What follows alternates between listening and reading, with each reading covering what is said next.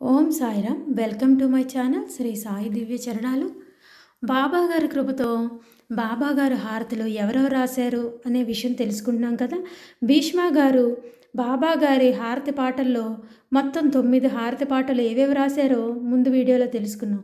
ఇప్పుడు దాస్గన్ మహారాజు గారు ఏ పాటలు రాశారో తెలుసుకుందాం. ఇంకా మిగిలినవి దాస్గన్ మహారాజు గారు 3 పాటలు రాశారు. కాగడ హారతిలోని సాయి రహం నజర్ కర్నా बच्चों का पालन करना साई रहम नजर करना ఇంకొక పాట రహమా నజరు కరో అబ్ మోరే సాయి. మధ్యాహ్న హారతిలోని షిరిడి మాజే పండరిపురా సాయి బాబా రామవర బాబా రామవర సాయి బాబా రామవర. దాసగన్ మహారాజు గారు రాసినవి ఈ 3 పాటలు. బాబా గారి మీద మొట్టమొదట హారతి పాట మాధవ్ అట్కర్ గారు రాశారు. కానీ బాబా గారి దగ్గరికి నేరుగా వెళ్ళి పాడడానికి భయంతో మాధవ్ అట్కర్ గారు దాసగన్ మహారాజు గారి దగ్గరికి వెళ్ళి పాడుతారు. ఎందుకంటే ఉన్నది ఉన్నట్లు చెప్పే గుణం దాసగన్ మహారాజు గారు.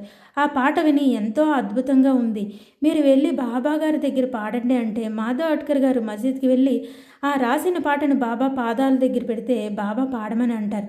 మాధవ్ అట్కర్ గారు పాడి వినిపిస్తే బాబా ఎంతో సంతోషంగా మాధవ్ నీకు ఏం కావాలి అని అడుగుతారు. మాధవ్ అట్కర్ గారు మీకు తెలియదా బాబా అంటే మాధవ్కు 1 సంవత్సరం లోపు నీకు కొడుకు పుడతాడు, వాడికి రామ్ అని పేరు పెట్టు అని చెప్తారు బాబా. అలాగే కొడుకు పుడతాడు, రామచంద్ర అని పేరు పెడతారు బాబా.